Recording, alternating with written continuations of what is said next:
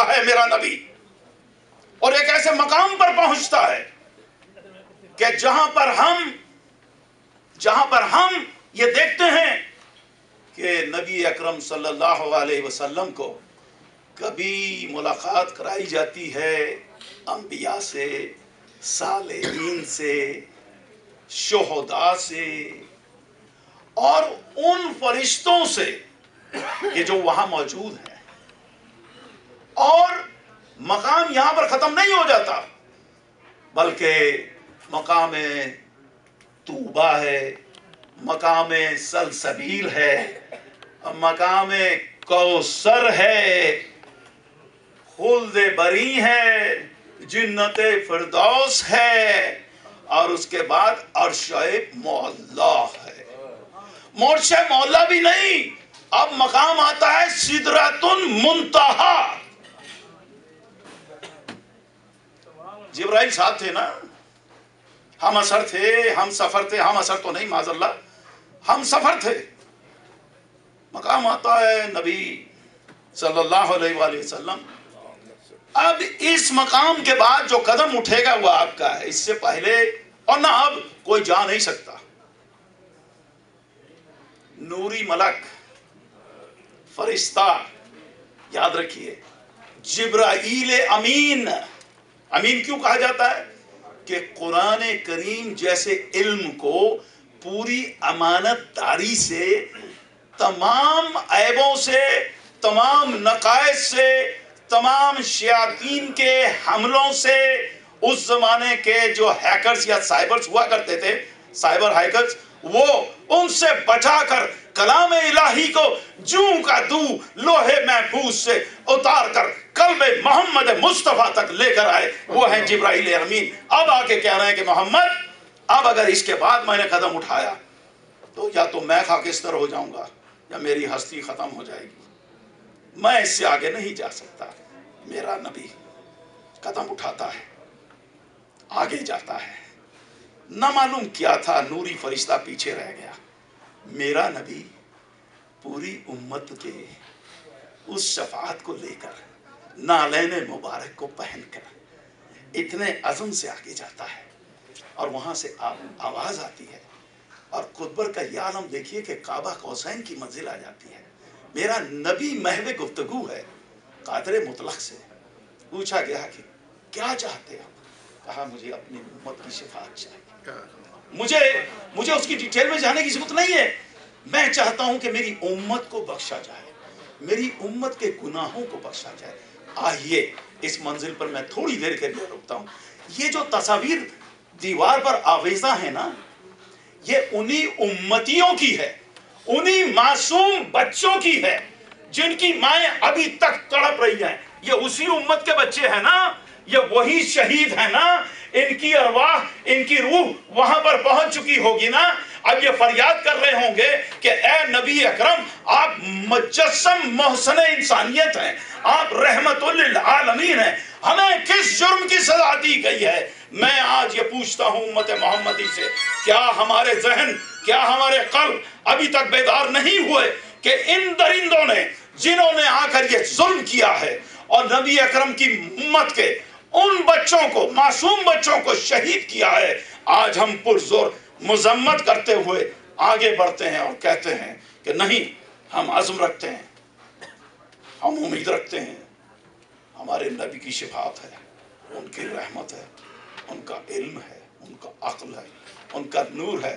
ہمیں پورا یقین کامل ہے کہ وہ ہمیں مایوس نہیں کریں گے، مگر ایک شرط ہے. اب وہ یہ ہے کہ کی محمد سے وفا تو نے تو ہم تیرے ہیں.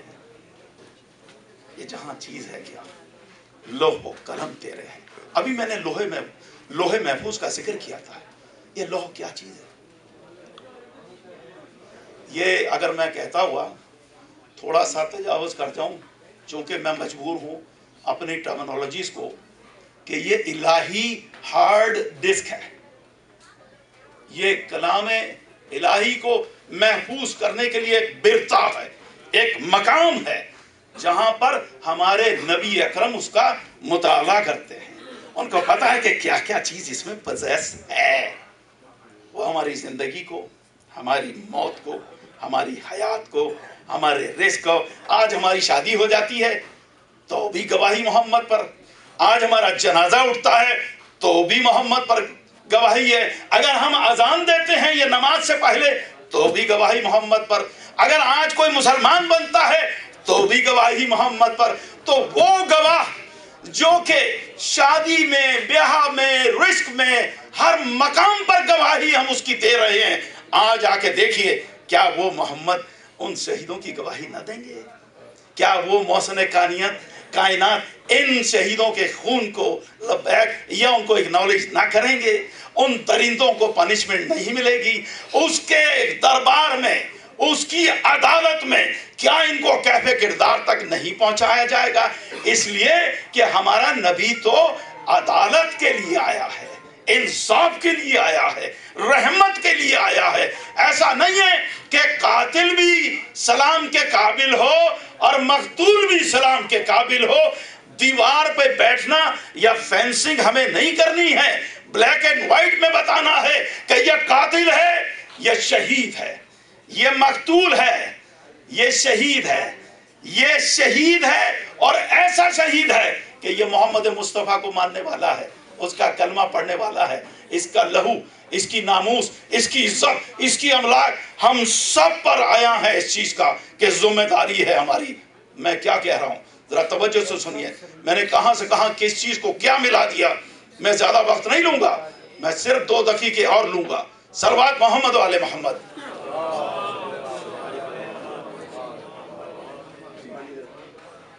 सलवात मोहम्मद वाले मोहम्मद।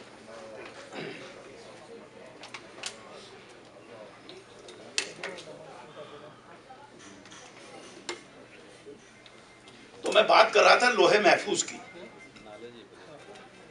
लोहे महफूज क्या है? मुझे कहते हुए भी अजीब सा लगता है, और मुझे चूंकि टर्मिनोलॉजी से हम काम लेते हैं, ये वो है कि इसमें हर चीज के इल्म को, हर चीज के अव्वलीन से लेकर आखरीन तक के तमाम चीजों के इल्म को महफूज कर दिया गया है। लोहे महफूज यानी लोह वो है कि एक नूर की तख्ती है या एक नूर का मकाम नूर है जहां पर ये चीजें पोजेस की गई हैं।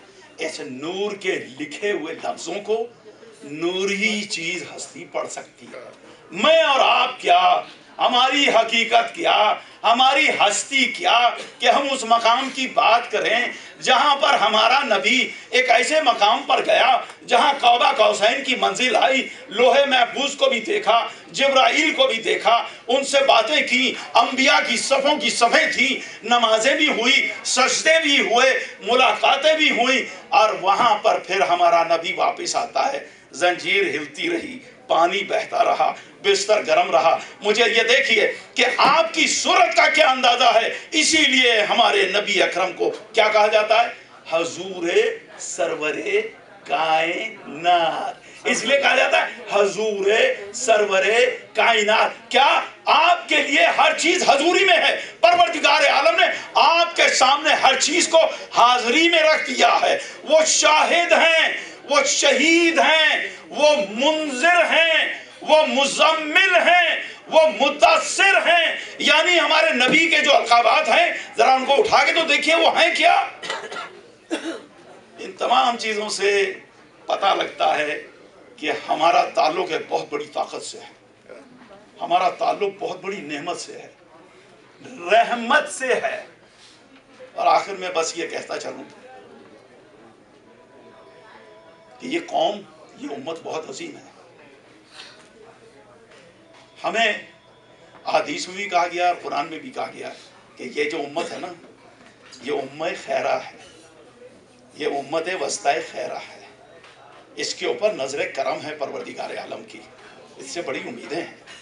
हमारे नबी सल्लल्लाहु अलैहि वसल्लम, कौन कहता है कि वो हमारे सलाम का जवाब नहीं देते? कौन कहता है कि हमारे दरूद का जवाब नहीं देते? आपकी मौत हो, हयात हो, रिस्क, हर चीज तो गवाही के लिए हो, और आप नबी पर सलाम भेजें और वहां से जवाब ना आए? नहीं।